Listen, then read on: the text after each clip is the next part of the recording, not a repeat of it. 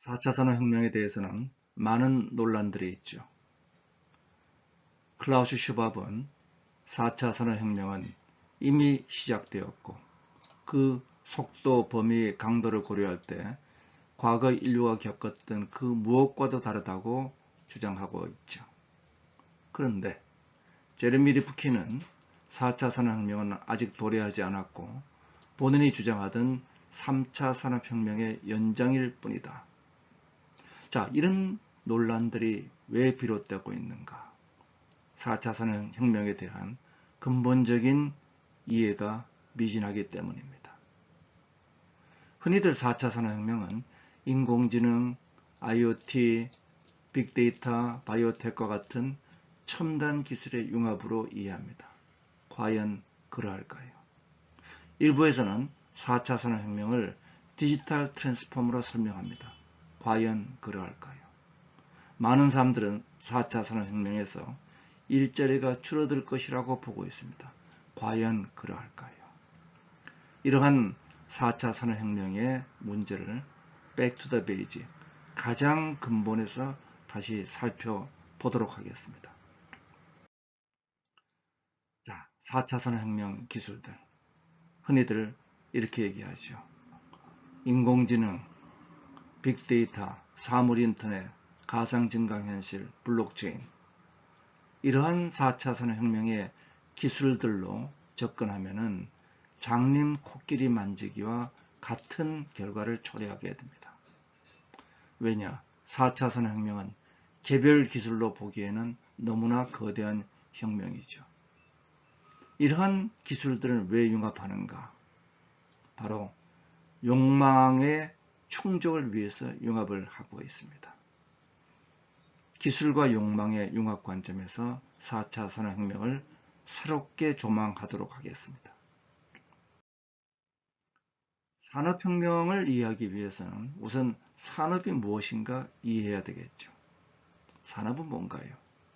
제품을 만들고 서비스를 하면 산업이 되나요? 아니죠. 산업은 소비와 순환되어야지 산업이 됩니다. 생산과 소비의 순환, 이것이 산업의 본질이죠. 그런데 우리는 지금까지 욕망, 즉 소비를 관장하는 욕망을 다루는 인문학 관점이나 생산과 소비를 연결하는 경제사회 관점이 아니고 주로 과학기술의 관점에서 산업혁명을 접근해 왔습니다. 과학기술은 욕망을 좌우하는 것이 아닙니다. 생산을 좌우하는 요소죠. 생산의 80%는 기술혁신, 20%가 자본과 노동이라고 얘기하고 있습니다. 자, 우리는 문제의 본질로 보겠습니다. 생산의 관점이 아니라 생산과 소비의 순환 관점, 즉 기술과 욕망의 공진화라는 관점에서 산업혁명을 살펴보기로 했습니다. 이것이 문제의 본질입니다.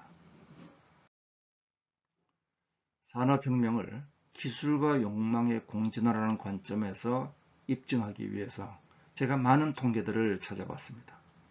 그런데 2014년 맥킨지가 이러한 통계를 발표했죠. 기원 후 1000년부터 지금까지 인구 증가율과 1인당 GDP 증가율의 도표입니다. 이 도표를 보면 아주 흥미있는 현상이 나타납니다. 1차 산업혁명 기간까지는 보시는 것처럼 1인당 GDP와 인구 증가는 정확히 정비례하고 있습니다. 무슨 의미죠? 먹고 사는 문제 해결이 이 당시 GDP 증가란 거죠. 인구의 80%가 농업에 종사하고 있었습니다. 1차 산업혁명, 기계혁명만이 아니죠. 1차 산업혁명은 기계혁명이 생존의 욕구와 공진화한 혁명입니다. 자, 그렇다면 2차 산업혁명은 어떤 해석일까요? 1인당 GDP 증가율이 인구 증가율보다 훨씬 빠른 속도로 증가했습니다. 우리가 오늘 먹고 살 것뿐만 아니라 내년 내후년 먹고 살 것도 축적하게 됐습니다. 즉 우리는 전기혁명으로 안정의 욕구를 충족하는 공진화를 이룩하게 되었죠. 3차 산업혁명을 특징 짓는 그림은 화살표는 지속적인 인구 증가율의 감소입니다. 지난 45년간 인구 증가율은 지속적으로 감소합니다. 자, 이것은 뭘까요? 정보혁명, 즉 우리 IT 혁명이 사회 연결 욕구를 충족시킨 결과로 볼 수가 있게 됩니다. 산업혁명은 기술과 욕망의 공진화라는 관점에서 재해석되어야 한다는 것이 저의 주장입니다. 즉, 산업혁명은 이제 기술이 아니라 기술과 욕망의 공진화의 관점에서 바라봐야 할 것입니다. 즉, 1차 산업혁명은 기계혁명이 생존의 욕구와 공진화하고 2차 산업혁명은 전기혁명이 안정의 욕구와 공진화하고 3차 산업혁명은 정보혁명이 사회 연결 욕구와 공진화한 혁명이라고 해석해야 할 것입니다. 그렇다면은 왼쪽에 보이는 그림은 많이 보던 그림이죠. 바로 매슬로우의 욕구 5단계설 그림입니다. 이제 우리는 생산과 소비를 좌우하는 기술과 욕망의 공진화 관점에서 4차 산업혁명을 바라보겠습니다. 즉, 지능혁명이 인간의 자기 표현 욕망을 충족하는 혁명을 4차 산업혁명이라고 이해해야 되는 것이죠. 이렇게 되면은 4차 산업혁명을 이끌어가는 것은 단순한 기술이 아니라 기술과 욕망, 특히 지난 20년간 새로운 일자리들은 자기 표현 욕망에서 만들어졌습니다. 메일 아티스트, 유튜버, 이런 모든 주요 직업들은 새로운 인간의 욕망을 충족하는 데서 만들어지고 있죠. 그 다음 욕망은 자아실현 욕망으로 갈 것입니다. 즉, 욕망과 기술이 공진화하면서 물질 단계에서 사회 단계를 거쳐서 이제 개인의 단계로 점점 진화해 나갈 것이고, 이 단계에 따라서 욕망 충족의 크기, 즉 행복의 크기도 증진되는 것입니다. 그런데 특히 중요한 것은 이 4차 산업혁명을 경계로 해서 기술 중심의 사회에서 욕망 중심의 사회로 대거 이동하고 있습니다. 구글이 인문학도를 뽑는 것, 애플이 우리는 기술과 인문학의 인터섹션에 존재하고 있다고 선언하는 것, 페이스북이 우리는 기술회사인가 묻는 것, 이 일련의 현상들이 무엇을 의미하는가 바라볼 필요가 있는 것입니다. 자, 4차 산업혁명은 1, 2차 산업혁명이 만든 현실 세계의 풍요로움을 뛰어넘고 있습니다. 현실 세계는 인간, 공간, 시간이라는 3간의 한계에 있죠. 물질의 세계입니다. 소유의 원칙이죠. 자원을 가진 것이 부자가 됩니다. 그러나 현실 세계의 한계를 뛰어넘기 위해서 인간은 현실 세계를 데이터화 시켰습니다. 이렇게 되면은 현실 세계에서 불가능했던 드라마를 anytime, anyplace, any device, 시간, 공간, 인간을 초월해서 인간의 욕망을 충족할 수 있게 된 것이죠. 이러한 3차 산업혁명의 결과는 욕망 충족이 쉬워졌지만 허망합니다. 뽀샵을 해서 주름살을 없애도 실제 주름살이 없어지지는 않죠. 이래서 이러한 가상세계에 최적화된 결과를 현실로 가져오게 됩니다. 바로 애널로그 트랜스폼이 만드는 4차 산업혁명에 온라인과 오프라인이 결합하는 세상이 등장하게 되죠. 이러한 4차 산업혁명에는 두 가지 융합이 필요합니다. 디지털 트랜스폼, 현실을 가상으로, 애널로그 트랜스폼, 가상을 현실로, 이 두 개의 기술 융합과 더불어 인간의 욕망의 융합이 필요합니다. 현실과 가상을 아우르는 소유와 공유의 욕망 충족. 자, 어느 게 어려울까요? 기술 융합이 어려울까요? 욕망의 융합이 어려울까요? 이래서 4차 산업혁명을 인간을 위한 현실과 가상의 융합으로 정의하고자 합니다. 인간을 위한 욕망이죠. 현실과 가상의 융합, 기술입니다. 현실을 가상으로 보내는 디지털 트랜스폼, 가상을 현실로 보내는 애널로그 트랜스폼입니다. 자, 우리 1단계 기술 융합의 단계에는 원자로 이루어진 물질의 세계는 복제가 되지 않습니다. 제일 좋은 것을 소유할 수 있죠. 정보로 이루어진 BT의 세계에는 복제와 편집이 너무나 쉽습니다. 리믹스를 통해서 더 좋은 걸 만들 수 있죠. 이러한 융합의 영역에서 갈등이 생깁니다. 디지털 트랜스폼과 애널로그 트랜스폼 기술로 융합을 한다 치더라도 우버, 에어비앤비, 원격 의료 이러한 갈등은 기술의 융합에서 발생하는 것이 아니죠. 이것은 욕망의 융합, 제도의 문제로 발생하고 있습니다. 그런데 바로 이 융합 부문에서 전 세계 스타트업의 70%가 등장하고 있습니다. 유니콘은 스타트업의 대명사죠. 1조 넘는 기업 가치를 가진 스타트업들. 이러한 유니콘의 등장 패턴을 보면 4차 산업혁명의 모양을 볼 수 있습니다. 2009년도 3월에서 2010년 11월까지 한 개의 유니콘이 등장합니다. 그런데 2011년도가 되니까 에어비앤비, 드롭박스 등 유니콘들이 급속히 등장하죠. 분기에 하나씩 등장합니다. 2014년도가 되니까 이들이 한 달에 하나씩 등장해요. 2005년도가 되니까 이제 15년도가 되니까 일주일에 하나씩 등장합니다.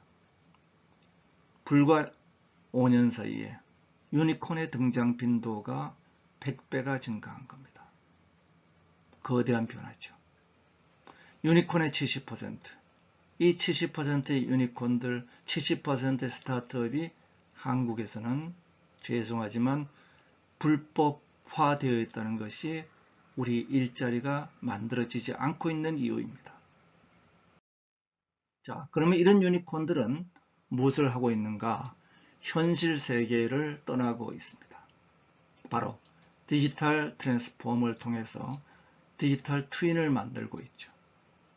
이들은 오프라인과 1:1 대응되는 온라인 세상을 만듭니다. 그러면은 현실 세계의 한계, 즉 시간, 공간, 인간의 한계를 넘을 수 있습니다. 어떻게 넘죠? 데이터로 바꾸는 거죠. 자, 그래서 이러한 디지털 트랜스폼 기술에 의해서 시간, 공간, 인간을 데이터화시킵니다. 이것을 온라인 세상에 보내면은 현실과 동일한 또 하나의 세상이 만들어지죠. 저는 미치오 카쿠의 얘기를 따서 평행 모델이라 얘기하는데 통상적인 디지털 트윈입니다. 그러면은 현실 세계에서 불가능했던 편집과 복제가 가능해집니다. 그 결과를 현실로 가지고 나오면은 제가 도착 시간을 알 수 있게 되고 그리고 최적의 경로를 맞추게 되죠. 현실 세계가 최적화됩니다. 바로 내비게이터입니다. 내비게이터는 오프라인과 1:1 대응되는 온라인 지도와 모든 자동차의 위치를 가지고 있죠. 그 결과 이제 내비게이터는 도착 시간을 알려주고 그리고 최적의 길을 알려줍니다. 시간을 예측하고 공간을 맞추어 줍니다. 예측과 맞춤이 4차 산업혁명의 양대 가치 창출입니다. 그 결과 우리는 5조의 새로운 사회 가치를 만들게 되죠. 그걸 왜 내비게이터에서만 하죠? 이것을 공장에서 하고 병원에서 하고 학교에서 하면 스마트 팩토리, 스마트 호스피탈, 스마트 스쿨이 되는 겁니다. 우리 삶의 모든 분야의 현실과 가상의 융합이 확대되면서 스마트한 세상이 만들어집니다. 그런데 왜 지금까지 안 했을까요? 그것은 구축 비용이 공짜가 아닙니다. 자, 현실의 시간, 공간, 인간을 데이터화시키는 비용 공짜가 아니죠. 이러한 수집 비용이 이제는 거의 한계 비용 제로에 육박해 갑니다. 수집한 데이터를 저장하는 비용이 공짜가 아니죠. 클라우드에서 데이터 저장 비용이 지난 20년간 1억분의 1로 줄었습니다. 이러한 저장된 데이터를 처리하는 비용이 CPU 속도는 100만 배 빨라지고 인공지능 알고리즘은 오픈소스화 됩니다. 결과적으로 이 부등식이 어디서나 성립하게 됐습니다. 현실을 최적화하는데 가상 세계를 만들고 거기서 최적화한 결과를 현실로 가지고 온다. 이 비용이 한계 비용 제로로 가고 있다. 4차 산업혁명이 확산되는 이유입니다.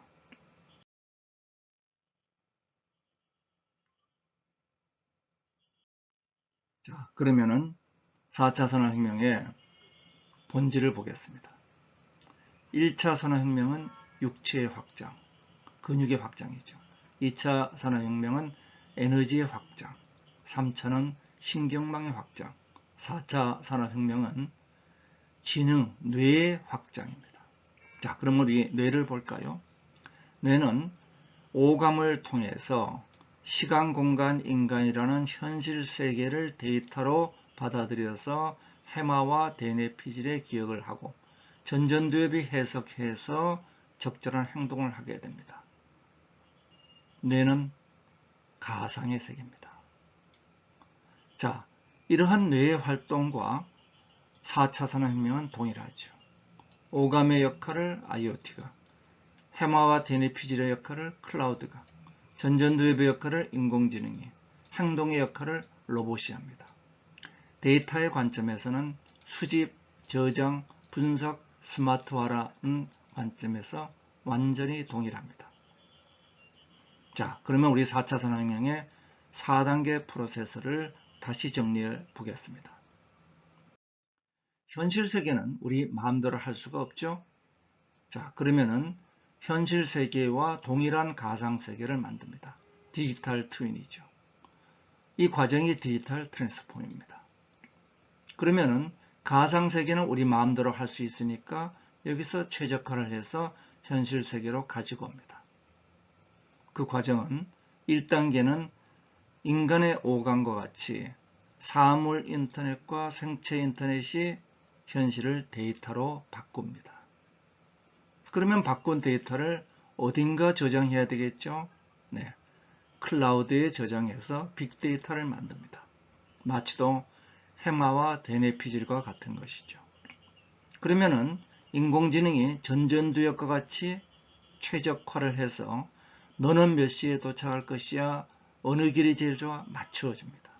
그럼 현실 세계가 최적화돼서 스마트한 교통이 만들어지죠. 똑같은 일을 우리가 공장에서 하면은 공장의 데이터를 수집해서 클라우드에 빅데이터를 만들고 인공지능이 분석해서 스마트 공장을 만들어가는 것입니다. 자, 이러한 4단계, 1단계 데이터화, 2단계 정보화, 3단계 지능화, 4단계 스마트화는 4차 산업혁명의 모든 과정에서 예외 없이 등장합니다. 본질적으로 이 4단계는 육체와 뇌의 관계와 동일하기 때문이죠. 자, 캐터필러는 제조업이지만은 제품을 팔고 나서 아몰라가 아니라 모든 제품에서 데이터를 수집합니다. 사물 인터넷의 역할이죠. 이것을 클라우드의 빅데이터로 만들어서 정보화를 합니다. 그러면 인공지능이 지능화를 해서 고장 부위를 사전에 예측하고 맞추어 줍니다. 그러면은 중장비의 비포 서비스 시장이 창출됩니다. 이제 제품, 프로덕트는 서비스와 결합하는 시스템으로 융합하게 되죠. 제조업 사라집니다. 서비스업 사라집니다. 제조 서비스업이 살아남는 것이죠. 유통업의 아마존도 고객 정보를 데이터화한 결과를 클라우드의 빅데이터로 만들고 인공지능이 진화했더니 스마트한 결과, 즉 발주전 배송 서비스. 저 아주머니가 기저귀를 주문할 확률이 98%야. 가장 가까운 배송센터에 미리 갖다 놓으면 되는 것입니다. 즉 모든 분야에 걸쳐서 이 4단계 데이터화, 정보화, 지능화, 스마트화로 4차 산업혁명은 구현됩니다. 4차 산업혁명은 인간의 욕망, 이러한 인간의 욕망을 현실과 가상의 융합으로 충족해 나가는 과정이죠. 자, 그러면은 제품은 이제 서비스하고 결합합니다. 뭘 통해서? 데이터를 통해서 수집, 저장, 분석. 각 단계에 도입되는 기술들이 사물 인터넷과 생체 인터넷, 빅데이터, 인공지능이 등장하죠. 이래서 이 제품과 서비스가 순환되면서 4차 산업혁명을 이끌어가고 있습니다. 자, 그렇다면은 이제 이러한 스마트 트랜스폼 과정이 기술적으로 어떻게 구성되는가, 디지털 트랜스폼과 인공지능과 애널로그 트랜스폼의 결합으로 살펴보도록 하겠습니다. 자, 4차 산업혁명, 정말 거대한 흐름이니 수많은 컨설팅 회사들이 마땅히 컨설팅 모델을 만들고 있죠. 프라이스와터하우스, 어른스트 앤 영, 보스턴 컨설팅 그룹, 수많은 컨설팅 모델 중에 대표적인 BCG 그룹의 9필라 모델은 로봇, 빅데이터, 증강현실, 3D 프린팅, 클라우드, 사이버 시큐리티, IoT, 시스템 인테그레이션, 시뮬레이션, 이 9개의 기술로 4차 산업혁명을 자문하고 있습니다. 물론 비싸죠. 문제는 논리적이지도 않고 완결성도 미진하다는 게 저의 판단입니다. 어떻게 할까요? 다른 회사도 대동소이합니다. 따라서 제가 따로 하나 만들기로 했습니다. 바로 케이슨의 스마트 트랜스폼 모델입니다. 자, 4차 산업혁명은 현실과 가상의 융합이라고 했죠. 우선 1단계는 현실을 데이터화하는 단계입니다. 현실 세계에는 뭐가 있나요? 시간, 공간, 인간이라는 3간이 있습니다. 이 3개밖에 없어요. 다른 건 없습니다. 시간, 공간, 인간은 각각 요소와 관계, 즉 점과 선으로 이루어져 있습니다. 그럼 몇 개죠? 3 곱하기 2, 6개입니다. 즉 6개의 디지털 트랜스폼 기술에 의해서 현실 세계가 데이터화됩니다. 그러면은 이것을 가상세계 클라우드에서 모아서 빅데이터가 되는 정보화가 이루어지게 되죠. 그러면은 인공지능이 등장해서 지능화를 하게 됩니다. 3단계죠. 그러면은 예측과 맞춤, 너는 몇 시에 도착할 것이고 어느 길이 제일 좋아 알려줍니다. 그 결과를 현실로 가지고 나오려면 그냥 안 되죠. 현실을 가상으로 보내는 디지털 트랜스폼의 반대가 되는 애널로그 트랜스폼이 필요합니다. 자, 이러한 애널로그 트랜스폼을 6개로 구성했습니다. 4단계 스마트화 단계가 이루어집니다. 이 그림은 현실과 가상이 어떻게 4단계로 융합하고 이 4단계에 필요한 총 12기술 더하기 인공지능을 설명하고 있습니다. 이것을 앞으로 나란히 시켜보겠습니다. 자, 4차 산업혁명의 스마트 트랜스폼은 현실을 데이터화시키는 3차 산업혁명에 의해서 가상세계의 데이터를 만들고 그리고 인공지능이 이것을 처리해서 지능화한 결과를 아날로그 트랜스폼이 현실 세계로 가지고 나옵니다. 여기서 디지털 트랜스폼 기술은 이미 3차 산업혁명 때 대부분 등장한 기술들이죠. 이걸 가지고 자꾸 얘기하면은 제레미 리프킨이 반발하듯이 많은 사람들이 갸우뚱하게 됩니다.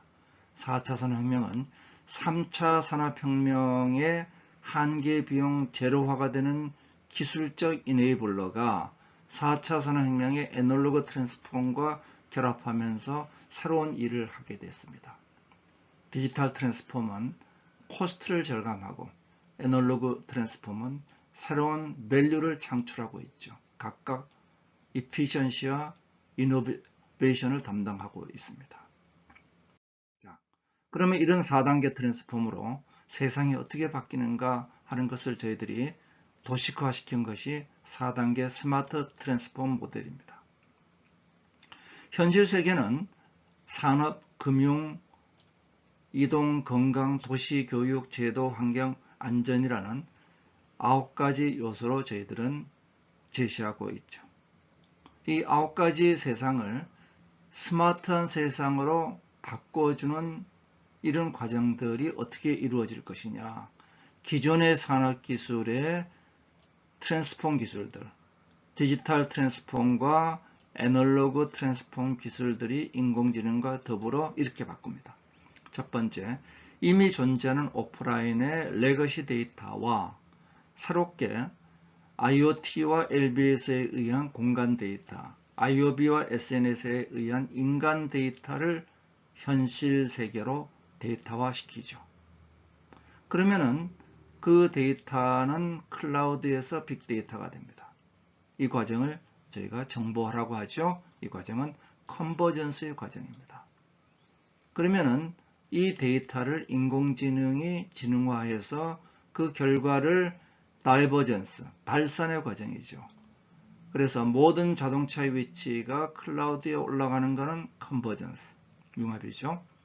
그러나 개개인에게 자동차의 도착 시간을 알려주는 건 다이버전스의 과정입니다. 여기 6개의 스마트화 기술들이 등장하게 됩니다.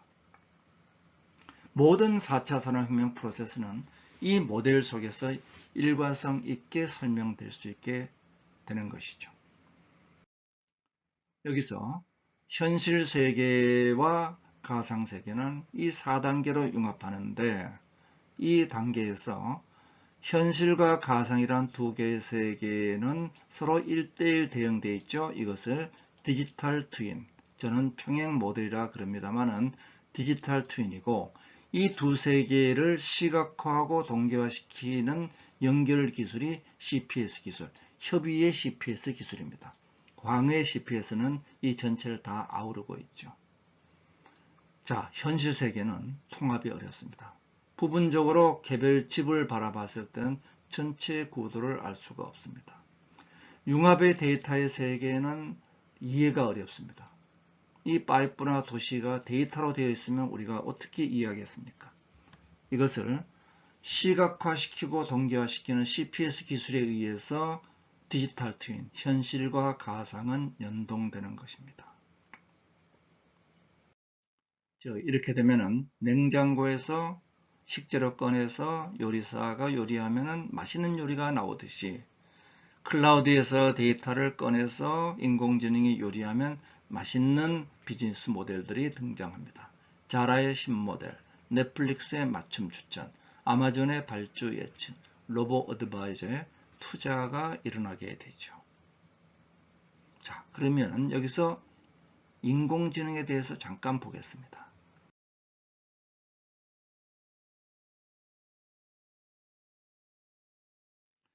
자, 우리 4차 산업혁명은 기술혁명만으로 이루어지지 않습니다. 기술과 더불어 욕망의 융합이 이루어져야 됩니다. 욕망의 융합, 바로 규제 개혁이죠.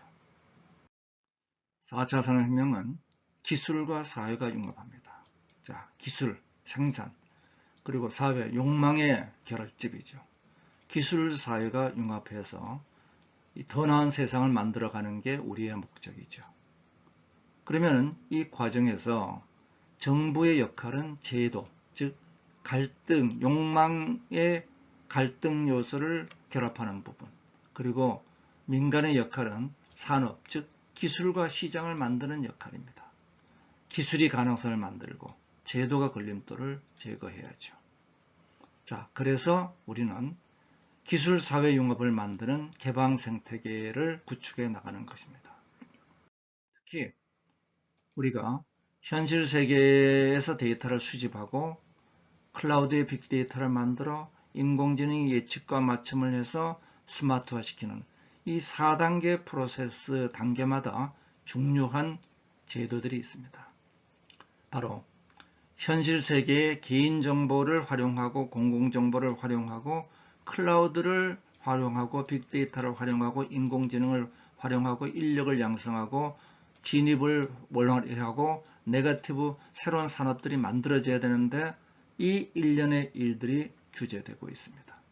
한국은 기술 경쟁력은 10위권, 제도 경쟁력은 70위권. 기술력을 따라가지 못하고 경쟁력을 끌어내리는 제도가 우리의 발목을 잡고 있습니다.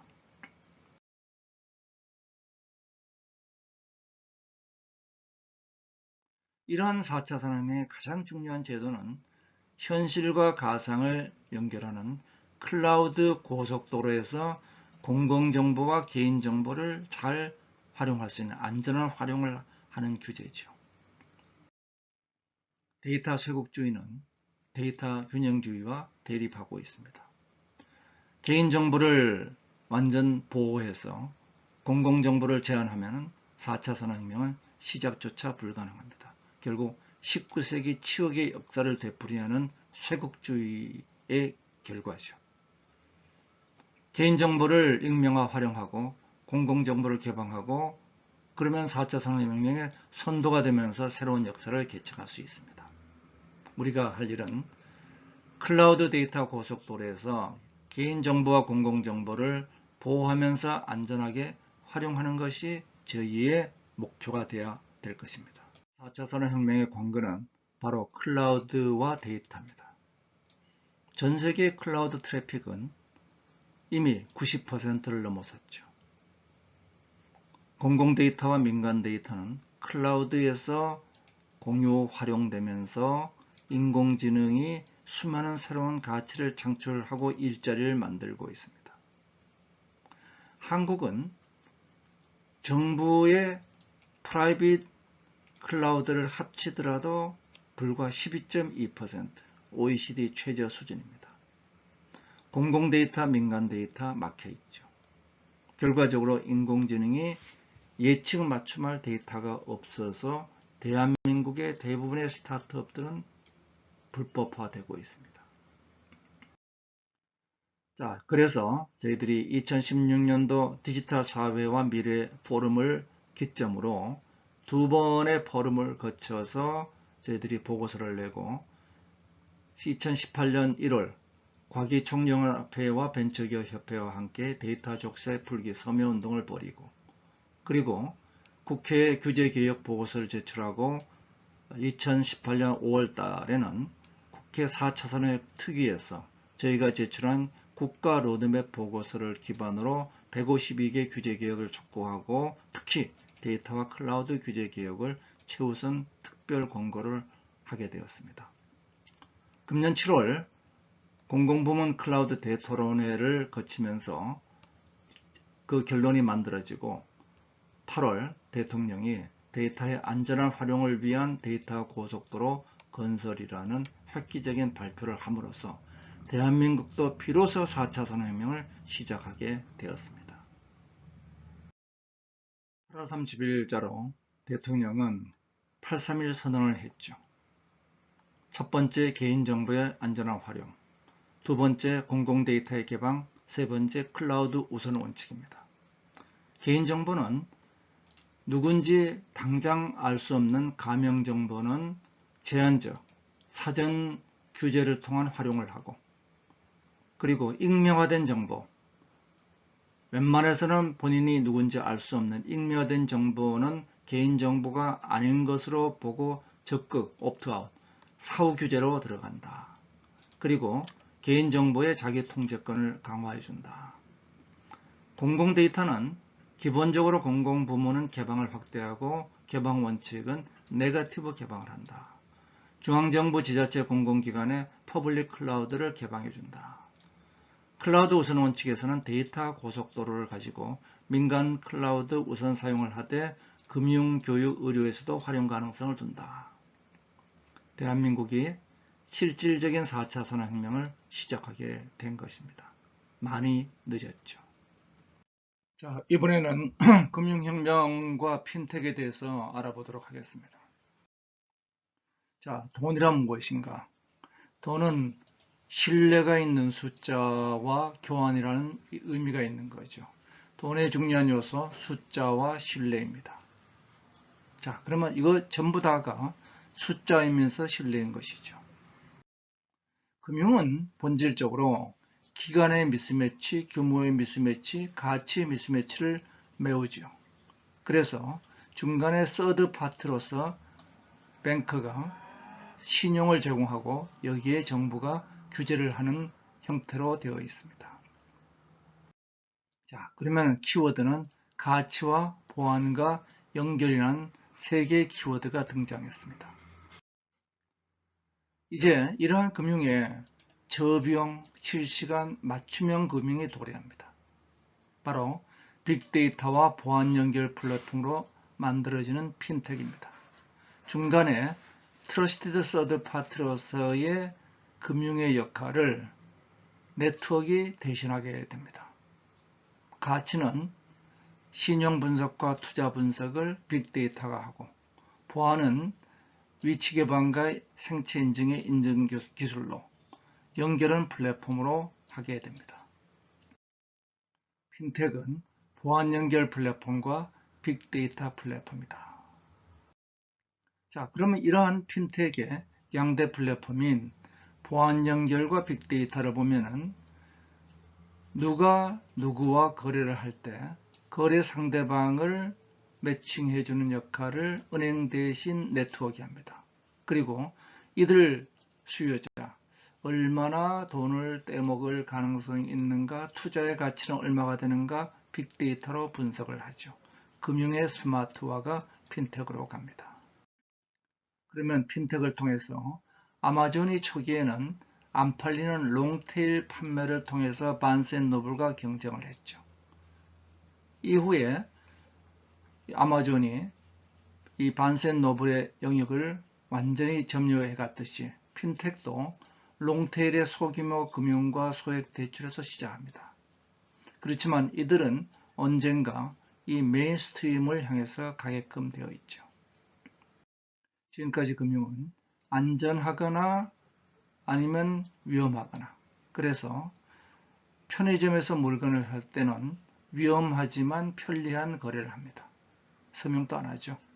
그런데 집을 거래할 때는 인감증명서를 포함해서 안전하지만 불편한 거래를 합니다. 그래서 이 스펙트럼에 기존 금융이 있었는데 핀텍은 이 스펙트럼을 이동시켰죠. 안전하고 편리한 혁명, 기술로서 뒷받침합니다. 한국은 어디 있나요? 아마도 여기 있죠. 바로 공인인증서의 커다란 기여가 여기에 있었습니다. 자, 핀텍의 유형들을 보면은 핀텍은 결제, 송금, 환전, 융자, 보험, 증권, 투자, M&A 모든 분야가 핀텍으로 바뀌고 있죠. 납세를 제일 끝에 둔 이유는 기술이 어려운 것이 아니라 공공에서 하기 때문에. 자, 여기에 수많은 기술들이 들어가고 있습니다. 자, 핀텍의 가장 중요한 시작은 결제로부터 시작하죠. 결제는 뭐냐? 그냥 연결입니다. 내가 저기서 물건을 샀으니까 돈을 보내주세요. 자, 이것이 바로 결제입니다.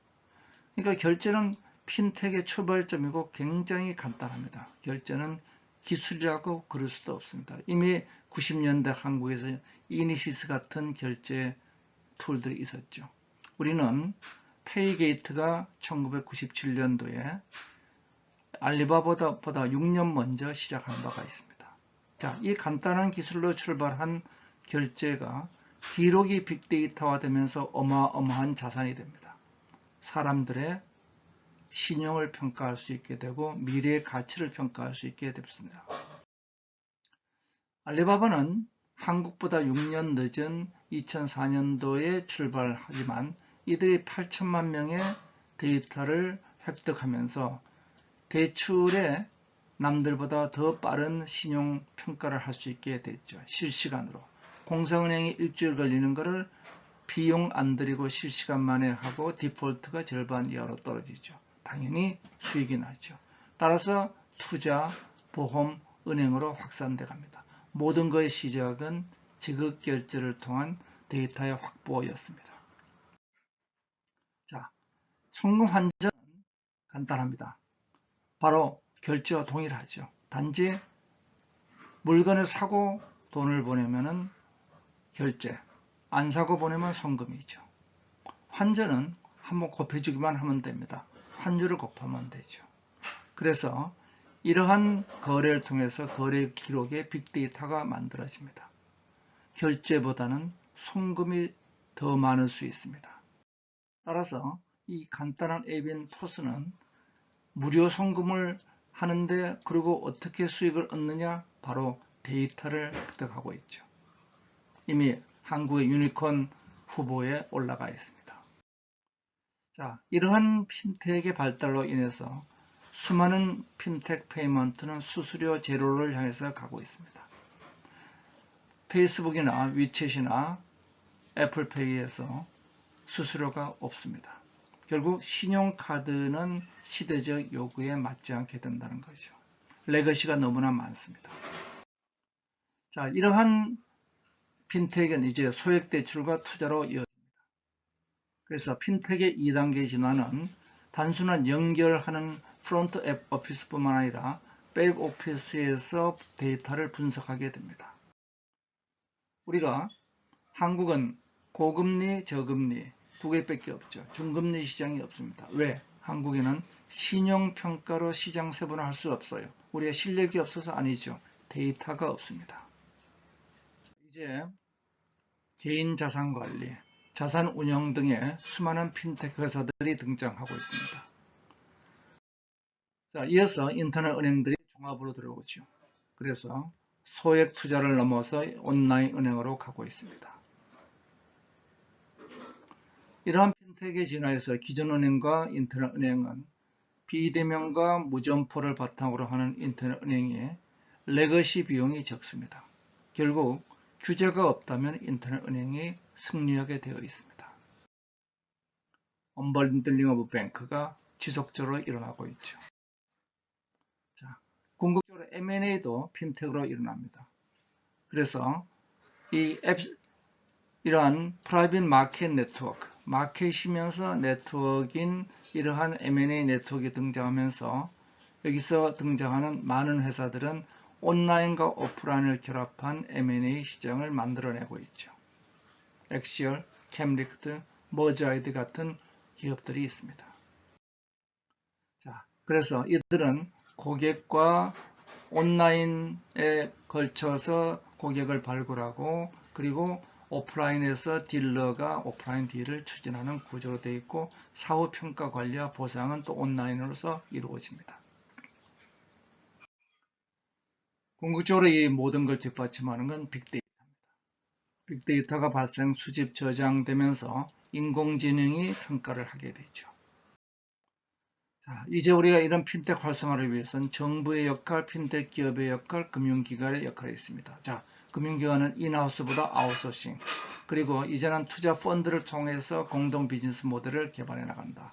궁극적으로 금융기관과 핀텍 기업의 상생협력 생태계를 만들겠다는 게 영국을 포함한 전 세계적인 추세인 것이죠. 인공지능과 블록체인의 관계를 보도록 하겠습니다. 블록체인은 보는 각도에 따라서 많은 다른 시각들이 있습니다. 자, 이러한 블록체인에 대해서 4차 산업혁명의 관점에서 보면은 1, 2차 산업혁명을 만든 오프라인의 현실 세계와 3차 산업혁명이 만든 온라인의 가상세계가 4차 산업혁명에서는 현실을 가상으로 보내는 디지털 트랜스폼, 또 가상을 현실로 보내는 애널로그 트랜스폼으로 융합되죠. 융합의 매개체는 데이터입니다. 데이터의 질과 양에 의해서 인공지능이 결정되죠. 즉, 데이터의 질과 양을 우리가 질문을 해야 됩니다. 1, 2차 산업혁명은 물질 경제의 소유 경제였습니다. 여기서는 정보와 실물이 일치했죠. 그런데 3차 산업혁명에서는 정보와 실물이 분리됐습니다. 분리된 온라인 세상이 생겼고 이 시장의 규모가 5% 정도 됐죠. 온라인에 권력이 집중했지만 5%였습니다. 근데 4차 산업혁명에서는 정보와 실물이 융합하기 시작합니다. 여기서 만약에 정보와 실물이 일치하지 않으면 또 문제가 되죠. 여기서 이러한 신뢰 문제의 해결책이 있어야 되는 것이죠. 중세 유럽의 인쇄 허가증, 출판에 대한 검열을 했습니다. 이때는 정보를 독점했죠. 그런데 이제 인터넷과 인쇄술의 발달로 정보와 지식의 독점은 막을 내렸습니다. 그런데 문제는 신뢰는 지금도 독점되고 있죠. 즉 1, 2차 산업혁명의 물질기술 시대에는 플랫폼이란 개념이 없었죠. 디지털 트랜스폼이 만든 온라인 세상이 정보의 플랫폼을 만들었습니다. 정보를 공유했죠. 4차 산업혁명에서 온라인, 오프라인이 결합하면서 사물이 다시 플랫폼으로 융합되죠. 물질 소비와 생산을 우리가 협력하게 됐습니다. 여기서 두 가지 문제가 생겼죠. 물질과 정보가 분리됐다는 문제. 우리가 물건을 사는데 물건을 직접 사지 않죠. 정보를 보고 사는데 물질과 일치한다는 보장이 없습니다. 한편 이 플랫폼의 경제 규모의 50% 이상이 집중되니까 이제는 네이버, 구글을 믿을 수 있는가? 집중의 문제가 생깁니다. 따라서 이제는 시간, 공간을 넘어서 인간의 신뢰 문제, 즉 블록체인이라는 분산 플랫폼이 등장해야 되는 필요성이 있죠. 블록체인 개별 기술들은 이미 2008년도 사토시 나카모토의 논문 근 20년 전에 대부분 개발되어 있습니다. 블록체인은 기술이 이끌어온 것이 아니라 4차 산업혁명의 진화가 신뢰기술 블록체인 등장을 요청하게 된 것입니다. 이름이 블록체인이 되든 뭐든 간에 우리는 이제 신뢰의 기술이 필요하게 된 것이죠. 핵심은 블록체인이 아닙니다. 신뢰의 기술입니다. 정보와 실물의 일치, 권력 분산 두 가지를 해나가는 거죠. 관점에 따라서 블록체인은 기술의 융합, 암호금융, 인터넷 2.0, 신거버넌스, 핵심은 다 뭐죠? 신뢰입니다.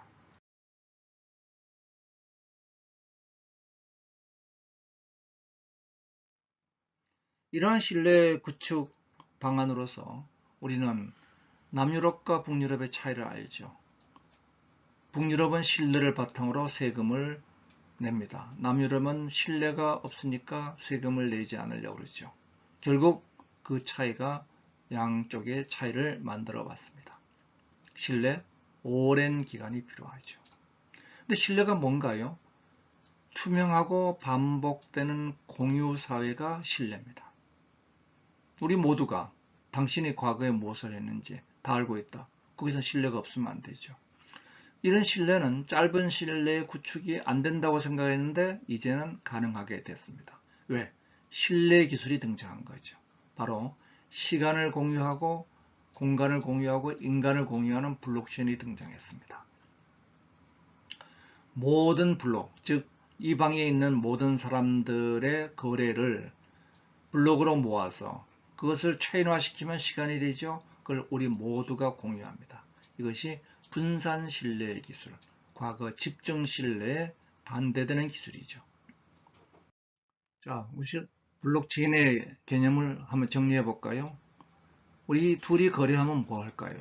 맨 처음에 거래를 하게 되면은 거래 시간을 찍죠. 타임스탬프를 찍습니다. 그리고 서명을 해야죠. 자, 그러면 거래는 됐어요. 그러면 블록을 만듭니다. 이 방에 있는 모든 사람들의 거래를 다 모아요. 그걸 한 군데 모아놓으면 블록이 됩니다. 기간 원장이 되죠. 한 기간 중에 원장이 되고 여기에 또 내중에 조작이 안 되도록 비대칭 암호화를 시켜 놓습니다. 이러한 블록들을 계속 모아요. 그런 블록 간 연결이 이루어지죠. 그리고 이 자체가 또 조작이 안 되게 비가의 해시를 붙여 넣습니다. 그리고 이것을 이제 분산 합의로 검증을 하고 여기에 게임 이론이 도입되어 있습니다. 그러면 어떻게 되나요? 블록이 체인으로 연결되어 있으니까 블록체인이 되죠. 이를 통해서 네트워크 참여자들의 합의에 의한 분산 원장이 될 수도 있고 분산 인터넷이 될 수도 있고 분산 통화가 될 수도 있습니다. 자, 이제 암호 통화를 보겠습니다. 암호 통화를 보면은 1세대 비트코인 이전에 0세대가 있습니다. 빅골드, 닉 자브란 분이 디지털 골드를 만들었습니다. 비트코인과 매우 비슷한 구조입니다. 그래서 사토시 나카모토, 비트코인의 창시자가 닉 자보라는 주장도 한동안 있었습니다. 본인은 거부하고 있죠. 비트코인은 분산 디지털 화폐라는 새로운 장을 열었지만은 프루프 워크라는 굉장히 저효율 알고리즘에 의해서 검증하기 때문에 고비용 그리고 많은 시간이 걸립니다. 이건 시간 관계상 설명은 생략하겠습니다. 그리고 다양한 알트코인으로 이를 보완하는 분할을 하게 되죠. 이로써 코인에서 토큰들이 만들어집니다. 2세대 이더리움은 천재 비틀리 부터린이 비트코인의 문제점들을 보완하고 속도를 우선 올리죠. 비용을 줄이고 그리고 튜링 완전 언어로 앱을 만들 수 있게 하죠. 그러니까 뭐가 만들어지냐면 이를 이용한 각종 토큰 경제가 만들어지면서 ICO가 확산됩니다. 속도를 더욱 올리기 위해서 프로프 오브 워크를 프로프 오브 스테이크로 바꾸는 캐스퍼 프로젝트를 지금 진행 중에 있습니다. 3세대 암호화폐는 이러한 비용과 시간 문제를 줄이기 위해서 위임형 프로프 오브 스테이크로 무비용의 실시간을 목표로 하고 있죠. 스티미스를 만든 댄 라리머가 EOS를, 이더리움의 CEO였던 찰스 호스킨슨이 에이다를 이끌고 있습니다. 자, 그런데 이러한 진화의 핵심은 비잔틴 문제에 수반된 합의 기술이 진화하는 겁니다. 비트코인을 포함한 암호화폐는 여러 기술이 있지만 제일 중요한 것은 바로 이 합의 기술입니다. 근데 합의 기술이 왜 생겼는가요? 문제는 거래와 검증을 분리했기 때문이죠. 그래서 거래와 검증을 통합시킬 수 있다면 이런 합의 기술이 필요 없게 됩니다. 그것이 바로 뒤에서 아이오타로 얘기되는 탈 블록체인으로 진화를 하게 됩니다.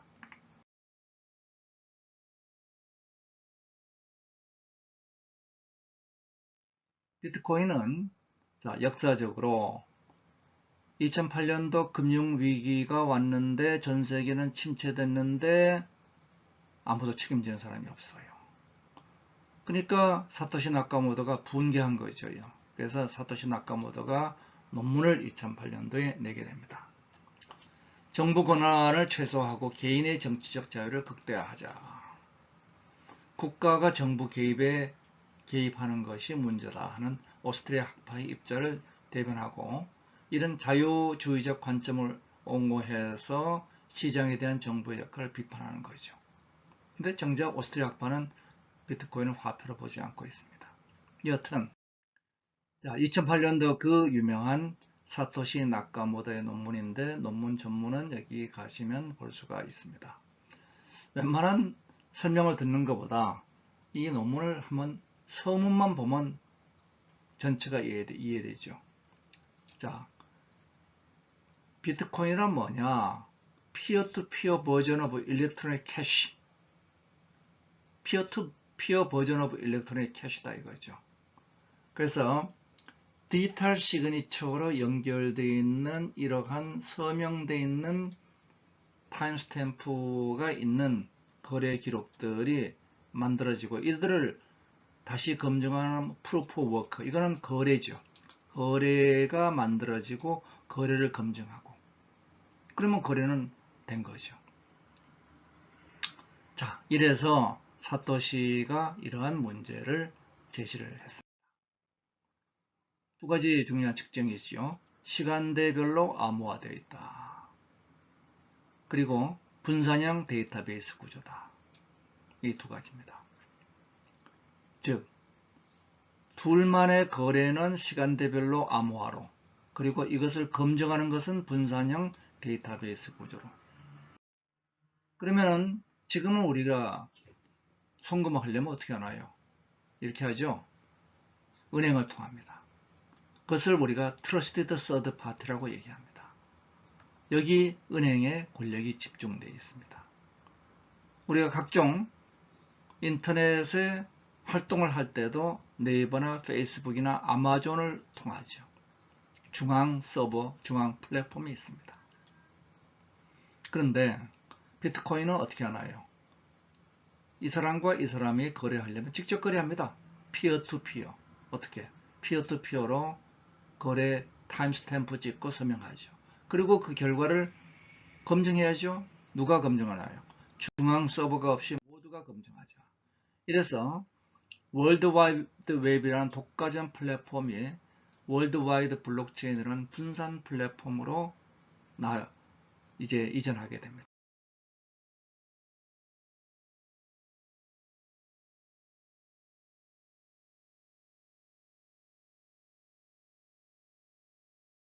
블록체인의 양대 기능으로 거래, 검증 두 가지죠. 모든 거래는 그렇습니다.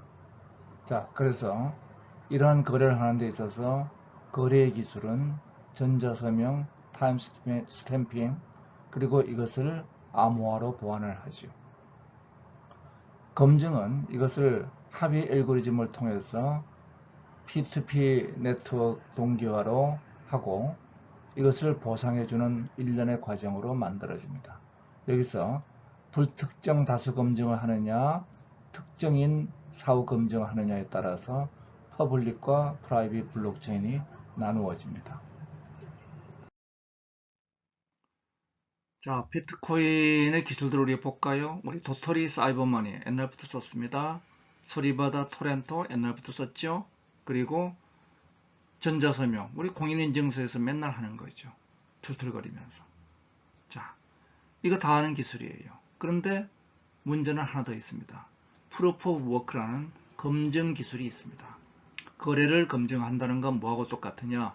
비잔틴 장군 딜레마. 이 문제는 이미 1980년대 수많은 논문으로 논의가 된 사항이죠. 비잔틴 장군 문제 이런 겁니다. 이 비잔틴 장군들이 성을 공격하는데 같은 날 같은 시간에 공격해야 됩니다. 자, 그럼 메시지가 오겠죠. 지금 하자.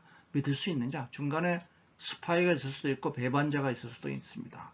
그래서 불확실한 상황에서 합의를 할 수 있는 방법에 대한 문제죠. 본질적으로 어려운 문제입니다. 이 문제가. 자, 문제는 비잔틴 장군입니다. 왜냐? 불확실한 상황에서 분산 합의를 한 게 원래 어려운 거죠. 그래서 이것을 우리가 권력을 분산하려다 보니까 어려워졌어요.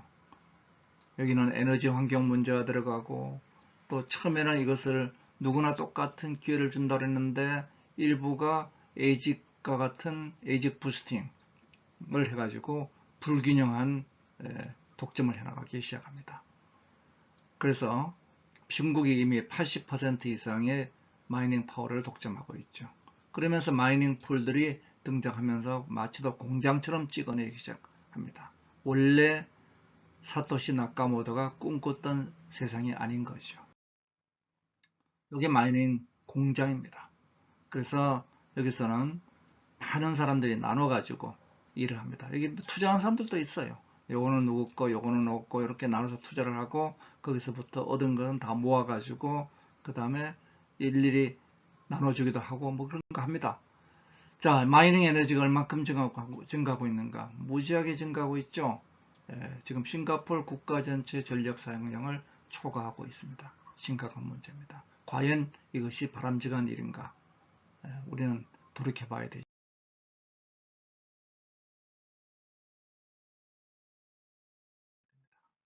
여기서 잠깐 암호화폐, 가상화폐 뭐 이런 얘기들을 많이 쓰죠. 정확한 용어를 정리해 보겠습니다. 자, 법정화폐는 피아트입니다. 그리고 이 피아트가 법정화폐에 대해서 디지털 화폐가 있죠. 그리고 그 다음에 디지털 화폐를 일부가 버추얼 커런시가 됩니다. 가상 통화가 되죠. 예, 이게 가상 통화입니다. 도토리 같은 거죠. 그리고 그중 실제 컨버터블한 돈들이 이게 가상 디지털 바우처 같은 게 되죠. 그리고 그 웹머니 같은 것은 디센트럴라이즈 되어 있는 거죠. 그 중에서 이것을 테크놀로지 가지고 보안성을 강화하고 신뢰성을 부여한 것이 크립토커런시입니다. 이게 뭐라고 번역되나요? 이거는 암호, 이거는 통화입니다. 이것을 우리가 가상 화폐란 거는 틀려도 보통 틀린 게 아니죠. 이건 화폐는 아닙니다. 화폐는 피아트예요. 법정화폐. 그리고 법정화폐 10배 정도 되는 통화, 커런시가 돌아다니죠. 한국은행이 발행한 게 화폐고, 그것이 이제 우리가 각종 크레딧 카드라든지 이렇게 해서 돌아다니는 그 상품권 전부 다 통화들입니다. 우리는 암호 통화라고 써야 됩니다. 크립토 커런시는 암호 통화입니다. 자, 블록체인 기반의 암호 통화가 이제 진화하죠. 자, 1세대 비트코인. 그리고 여기서는 합의 알고리즘이 프로프 워크로 하고 블록체인 간격은 약 10분. 그리고 확정 판단 1시간. 지금 요즘은 블록이 많아지게 되면은 블록이 쌓이게 되잖아요. 그러면은 처리하는데 시간이 많이 걸리죠. 어떨 땐 하루 이상 걸립니다. 수수료가 비트코인 가격이 올라가면서 10,000원을 넘어서요. 그럼 우리 4,000원짜리 커피 마시고 10,000원 수수료 내시겠어요? 그러니까 이게 화폐로서는 어려워요. 그러니까 이게 자산으로서 역할이 있다. 이렇게 보여질 수 있죠. 그리고 사토시 나카모토는 이 스크립트 언어, 이 스마트 컨트랙트를 만든 조건 언어를 만들 때 일부러 제한했어요. 왜냐하면 디도스 공격 같은 거를 막기 위해서. 그러다 보니까 확장성이 모자랐죠. 결국 이건 자산의 신뢰입니다. 이게 1세대 암호화폐 비트코인의 성격이죠. 비트코인은 절대로 일반 통화로 쓰기에는 한계가 있는 기술입니다. 적어도 프로프 워크가 갖고 있는 한계죠. 너무나 분산됐습니다. 자, 2세대 비텔릭 부터린이 이더리움을 만들면서 블록 생성 간격을 또 줄이고 확정 판단에도 몇 분이 소요되고, 그리고 역시 수수료도 소액 몇천 원은 들어갑니다. 그러니까 이게 화폐로 쓰기는 어려워요. 뭐 커피 한 잔 마시고 또 그렇게 낼 수는 없잖아요. 그러니까 이거는 ICO를 통해서 주식처럼 역할을 할 수 있다. 이 스마트 계약 언어를 우리가 사토시 나카모토가 디도스 공격 때문에 걱정했던 투링 완전 언어를 만들면서 대신에 그 완전 언어 이름이 살리디티죠. 만들면서 대신에 가스라는 개념을 도입했어요. 그래서 가스를 있어야지 쓸 수 있게 하니까 디도스 공격을 그걸로 막은 거죠. 좀 복잡해졌습니다. 이거는 계약의 신뢰를 제공한다. 저는 이렇게 봅니다. 3세대 암호화폐 EOS나 ADA 같은 것은 기본적으로 Delegated Proof of Stake입니다. 그래서 지분 증명으로 하는데 이것도 지분 증명을 다 하는 것이 아니라 위임을 한다는 거. 뭐가 똑같아요? 주식회사하고 똑같습니다. 그리고 속도를 평행 프로세싱 하고, 이거는 이더리움도 지금 샤딩을 추진하고 있죠. 자, 평행 프로세싱하고 이 속도를 무지하게 빨리 끌어올리고 있습니다. 수수료를 없애겠다. 그리고 스마트 계약을 더욱 쉽게 하겠다. 그래서 이거는 OS가 되겠다는 거죠. 말 그대로 EOS는 이더리움 OS입니다. 자, 그래서 Decentralized Autonomous Committee를 만들겠다. 자, 이것을 이끌어가는 사람들이 각각 댄 라이머와 호스킨슨, 앞에서 얘기한 것처럼 스티밋과 그리고 이더리움의 CEO였죠. 여기는 비로소 화폐 신뢰를 제공한다. 근데 문제는 있죠. 자, 딜리게이션 하는 이 사람이 전 세계, 예를 들어서 EOS는 12명인가 되죠? 12명이 짜고 치면 어떡할 거예요. 그래서 점점 오른쪽으로 갈수록 속도는 빨라지지만은 신뢰는 떨어집니다.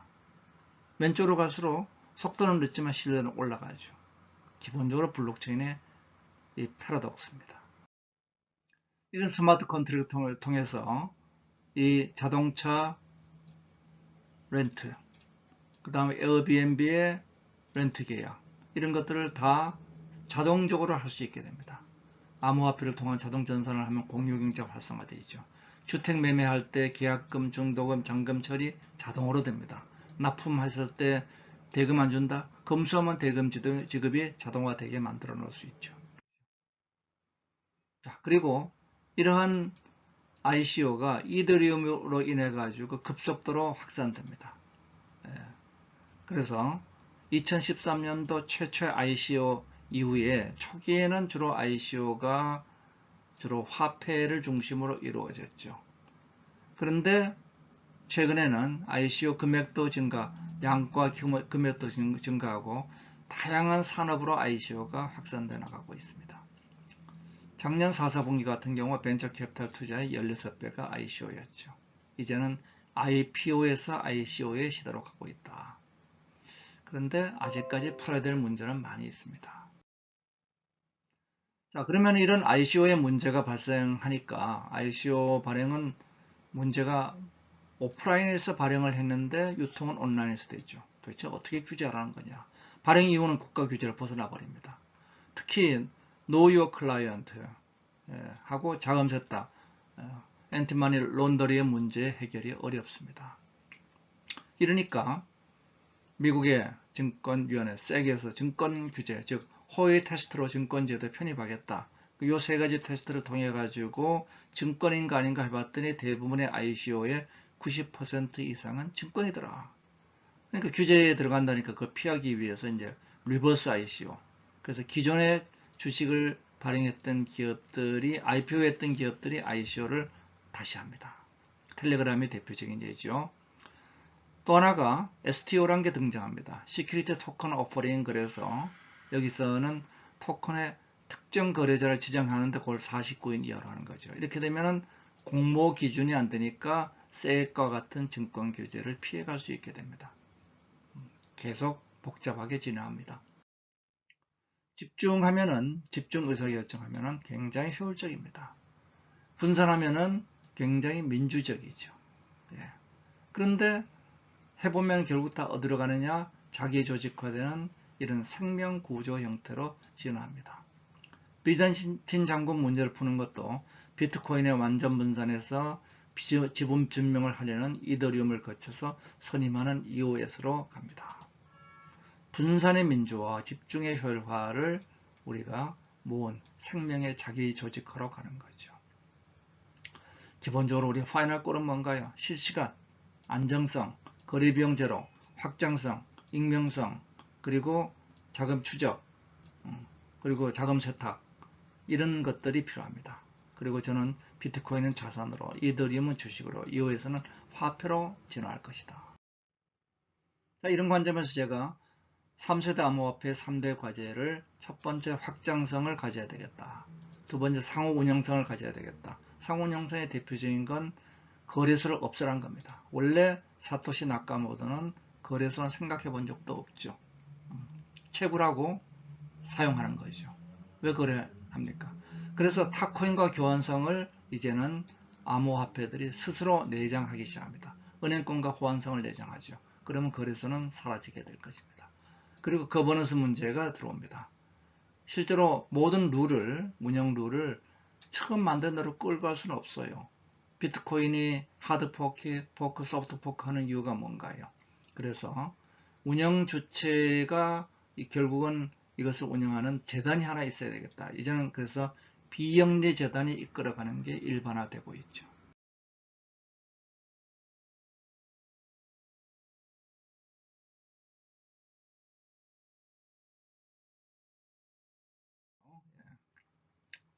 근데 우리는 본질적 문제를 해야 됩니다.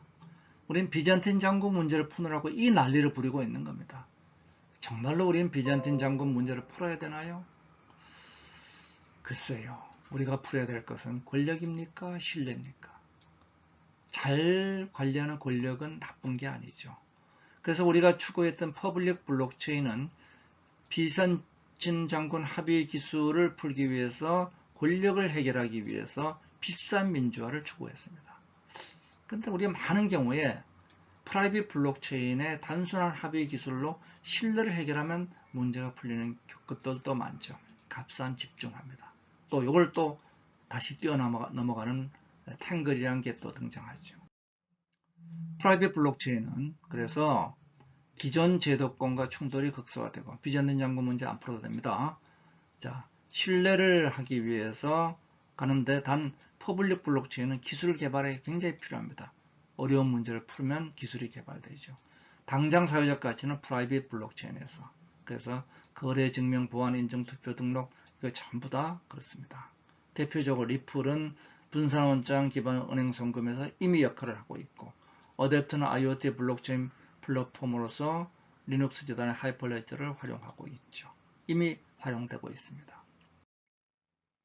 그래서 완전 분산되어 있는 퍼블릭 블록체인은 관리 주체가 없지만은 비전틴 잠금 문제를 풀어야 되니까 암호화폐로 보상해야 되고, 따라서 고비용 고신뢰가 됩니다.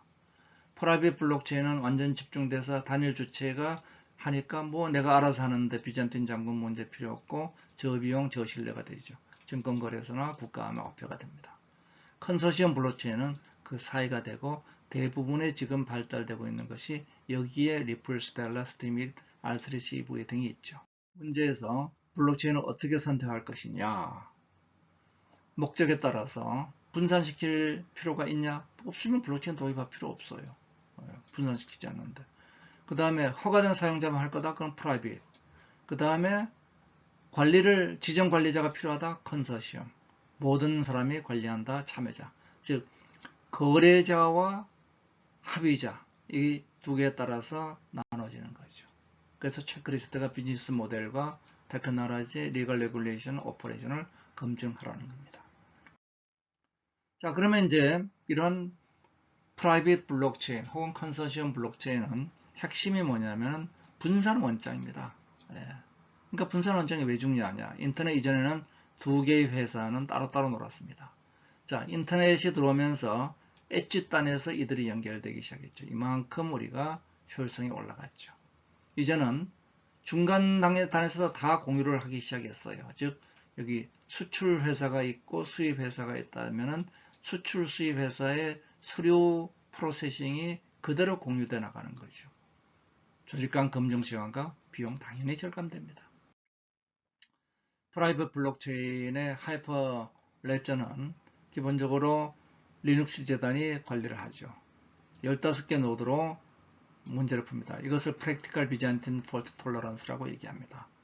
누구나 하는 것이 아니고 15개 노드로 하는데 10만 트랜잭션 퍼 세컨드가 목표. 이 정도는 비자 카드에 못지 않죠. 결제 완료성 당연히 있습니다. 자, 이 계정 관리를 위해서 PKI 기반 증명서, 바로 우리 공인인증서 같은 거죠. 그리고 트랜잭션 자체는 다 암호화 응립되어 있고 요청자 추적할 수 없습니다. 스마트 계약도 체인 코드라는 프로그램이 개발되어 있죠. 앞으로 자바스크립트도 포함된다고. R3 코드는 컨소시엄 블록체인입니다. 그래서 합의 알고리즘 선택할 수 있죠. 자, 여기서 결제 완료성 물론 있고 코다 플랫폼을 이미 구현했습니다. 아이디로 노드 관리를 하고 여기 로터리 개념이 도입되어 있습니다. 공정하는 거죠. 이건 공정하는 거. 자, 리플은 컨소시엄으로서 188개 노드로 되어 있고 1500 트랜잭션 퍼 세컨드. 참고로 비트코인은 3.5, 지금 7 정도 올라갔습니다. 공동 원장을 보유하고 있죠. 자, 하이퍼레저. 2016년도 리눅스 재단이 뒷받침하고 IBM 패브릭 등으로 이제 지원하면서 IBM의 IoT의 어댑트란 애플리케이션을 제공하고 있죠. 자, 그래서 이 컨센서스 서비스는 누가 하느냐? 컨센서스 서비스는 요 하이퍼레저에 있는 메인 노드들이 합니다. 그리고 거래는 각자 하는 거죠. 각자 거래하고 검증은 얘들이 하고.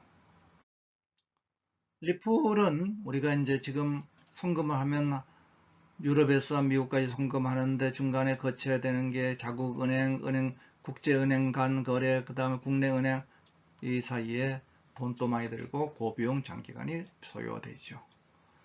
자, 블록체인 금융거래를 2, 3초 만에 10분 만에 합니다. 리플이 해내는 거죠.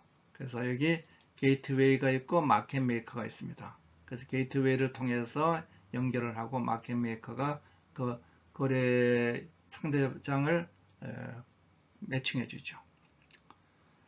자, 이러한 그 리플은 마운틴 곡수 사건으로 문제가 됐던 분들이 참여하고 있지만은 하여튼 비잔틴 장군 문제를 회피하면서 결제 요청 완료 청산 동시에 진행됩니다.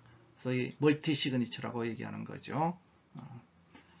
참고로 이 리플이 B2B라면은 스텔라는 B2C로 확대되고 있습니다. 예. 블록체인 은행 청산 시스템이 R3CV가 계속 지금 많은 은행들이 참여하고 있죠.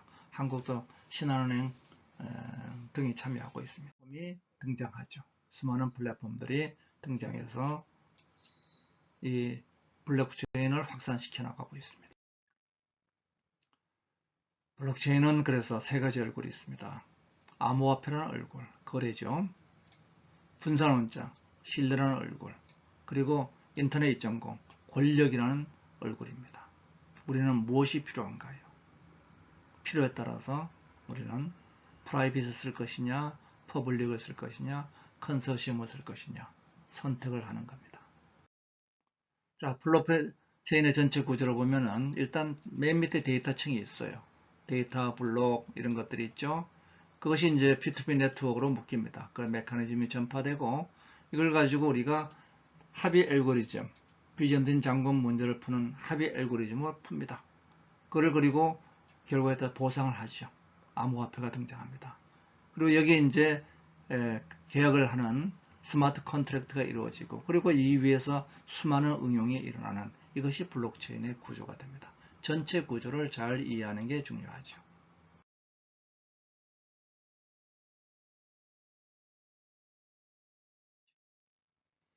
자, IOTA 어소시에이션입니다. 그래서 독일이 만든 IOTA의 탱글은 어떻게 되어 있느냐? 거래와 검증이 분리되어 있는 블록체인을 거래와 검증을 통합했습니다.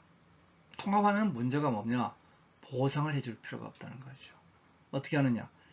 내가 거래하는 두 거래만, 앞에 두 거래만 검증하라 하는 겁니다. 내가 거래하려면은 앞에 두 개의 거래만 검증해라. 이것은 마치도 기러기가 날아가는 것 비슷해요. 앞에 기러기 따라서 날아가면 다 잘 날아가는 거죠. 그래서 그 탱글 네트워크를 보면은 디렉티드 어사이클릭 그래프가 만들어집니다. 대기라는 겁니다. 그래서 이 그래프가 계속 확산됩니다.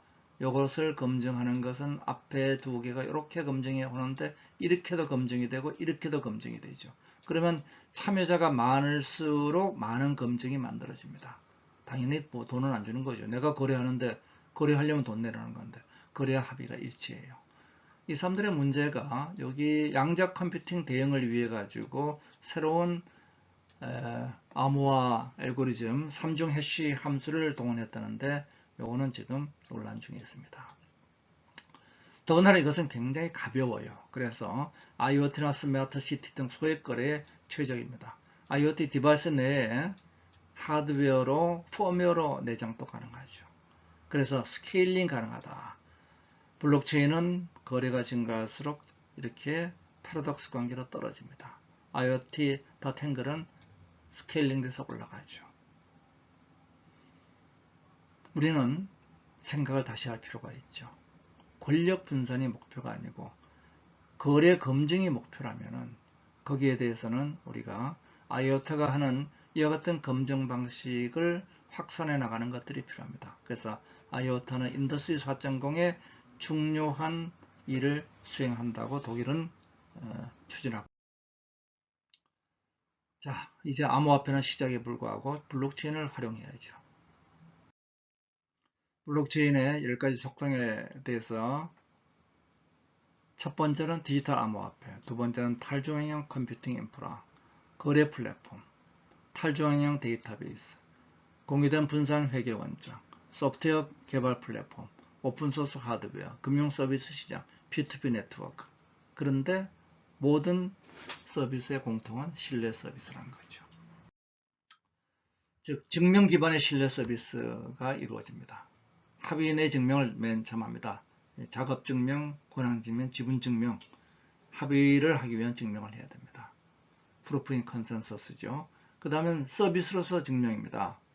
Proof as a Service입니다. 자산증명, 소유권증명, 실제로 서비스하는 걸 증명하는 겁니다. 그리고 중요한 건 서비스 내 증명합니다. 혼인신고, 장애파상, 상품거래 등이죠. 예. 그래서 Proof in a Service, PIAS라고 얘기를 합니다. 자, 그래서 기술 밑으로 갈수록 기술이 중심이고 위로 갈수록 서비스로 가고 상위로 갈수록 수많은 혁신이 탄생합니다. 우리는 뭘 봐야 되나요? 우리는 바로 이것을 봐야 되는 겁니다. 여기서 스마트폰이 중요한 역할을 합니다. 스마트폰은 모든 걸 흡수하고 있죠. 자, 스마트폰은 디지털 지갑 역할을 하고 있죠. 디지털 민증 여건이 될 수 있죠. 그래서 이런 측면에서 블록체인은 Self-Sovereign Identity, 그래서 자기 주권 신분을 만듭니다. 온라인성의 신분 진화의 마지막 단계는 집중형, 연방형, 유저 센트를 거쳐서 셀프-서브린 형태로 들어가는 거죠. 자기 주권 신분은 아래와 같은 10계단으로 만들어져요. 크게 봐서는 Security, Controllability, Portability입니다. 자, 그러면 이런 아이덴티티 솔루션으로 쇼카드란 서비스가 등장하고 있죠.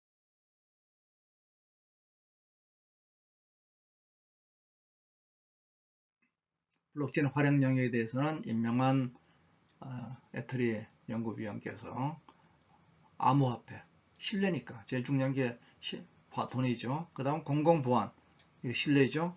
산업응용 신뢰죠. 그리고 결제거래 다 신뢰입니다. 자, 블록체인과 금융이 지금 역할을 합니다. 그래서 중국의 블록체인 응용 국경 초월 계좌 이체를 하고 있습니다. 랜딩 로봇은 시애틀에서 P2P 대출을 하는데 뭘 가지고 하냐? 알고리즘 기반으로 하고 있는데 정부가 해시값 설명을 하죠. 블록체인 금융을 통해서 탈중앙화로 원가 절감하고 연결로 24시간 운영하고 투명성 증대로 사기를 방지합니다. 블록체인으로 인터넷 관리를 하죠. 홀버튼 스쿨은 블록체인을 이용해서 학업 성취도 상황을 기록하고 학력 증서를 인증하는데 이것은 수정이 안 되죠. 타임스탬프와 해시 값으로 인해서. 시큐어키는 신분 인증 비즈 서비스를 합니다. 캐나다에서 블록체인 디지털 신분 네트워크를 만들었죠. IBM 하이퍼레저 기반입니다. 자, 이래서 오프라인 신분증의 문제, 다양한 활용의 근간이 되는 문제, 블록체인 신분증, 이제 이것이 여권, 졸업증명서, 성적표 다 마찬가지죠. 블록체인으로 판권이 만들어집니다. 자, 그래서 상하이 패션 위크에서 이제는 칩을 내장한 신상 의료 상품을, 요게 블록체인 칩입니다. 그리고 이모젠 힙은 새로운 신곡을 발표할 때 이더리움을 블록체인에 발표를 했죠. 소유권을 따라서 전체 과정이 추적됩니다. 블록체인 공증을 합니다. 스탬퍼리는 공증인이 필요한 문서 공증 서비스를 하죠. 어디 하냐? 블록체인 사이트에 업로드해서 공증을 합니다. 자, 해시태깅하고 타임스탬프 찍으면은 조작이 안 되는 거죠. 블록체인 사물 인터넷은 필라멘트는 설비 목록을 탈중앙해 가지고 자산을 스마트하게 만듭니다. 자, 네오도 같은 일을 하죠. 삼성과 IBM의 어댑터도 분산식 인터넷 구축을 하고 있죠. 블록체인이 IoT하고 만나서 사물 인터넷 설치 유지 보수 점검하고 시스템 안전을 보완하고 계약과 운영에 도움을 주고 있습니다.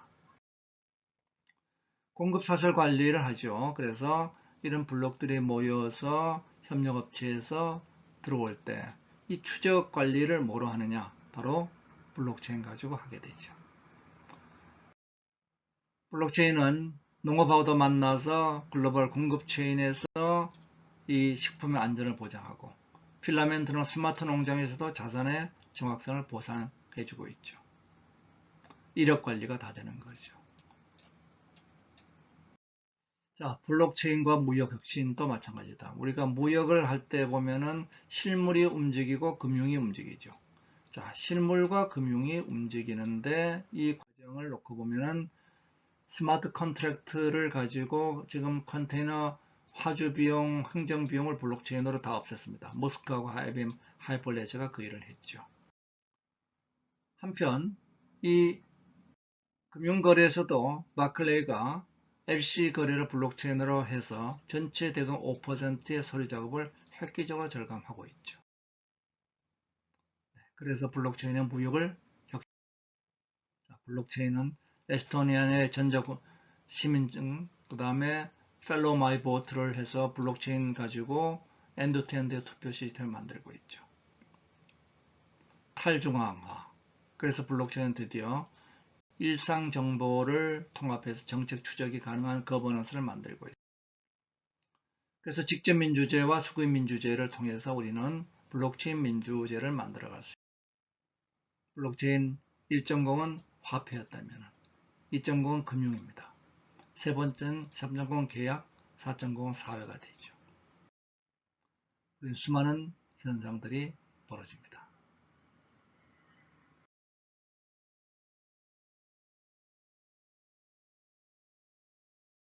명감은 기존 화폐를 대체 가능하다. 라가르드 IMF 총재. 비트코인은 브라우저다. 그렇지만 비트코인은 버블이고 폭락할 것이다. 명감이 있습니다. 금인가 버블인가? 예. 버블이면서 금입니다. 버블 속에 금이 들어. 바로 지금 이와 같이 블록체인은 이와 같은 하이퍼 사이클의 피크에 있습니다. 혼돈의 영역입니다. 여기서는 규제 샌드박스, 두낫 함의 원칙이 적용돼야 되죠. 여기서는 제대로 된 정책이 만들어져야 됩니다. 그래서 유럽의회는 불간섭의 스마트 레귤레이션을 얘기하고 있죠. 선제적 규제보다는 세심한 모니터링을 하자. 혼돈의 바다에서 우리 미래 정책은 과거 신기술 역사 교훈이 있죠. 빌 게이츠는 PC 메모리 64KB 이상 필요하지 않다고 얘기했습니다. 거래 신기술의 미래는 몰라요. 그래서 개별 기술보다 사회적 가치, 즉 비트코인이나 이더리움의 무슨 기술 전혀 중요하지 않다는 것은 아니지만은 구체적 기술이 중요한 게 아닙니다. 사회적으로 왜 우리가 신뢰 기술이 필요한가 그게 중요하죠. 현재 문제의 본질은 그래서 두나라 함 정책의 규제 샌드박스로 가야 된다. 그럼 뭐 중요하죠? 버스 운전자가 중요하죠. 정책 책임자가 중요합니다. 균형 감각을 가진 정책 책임자. 그리고 블록체인 정책으로서 제가 5가지를 제시합니다. 첫 번째가 암호화폐 거래소, 암호카드, 암호주식, 암호자산화, 암호바우처. 바로 지금 우리가 할 수 있는 일들입니다. 지금 4차선의 핵심 인프라는 인공지능과 블록체인입니다.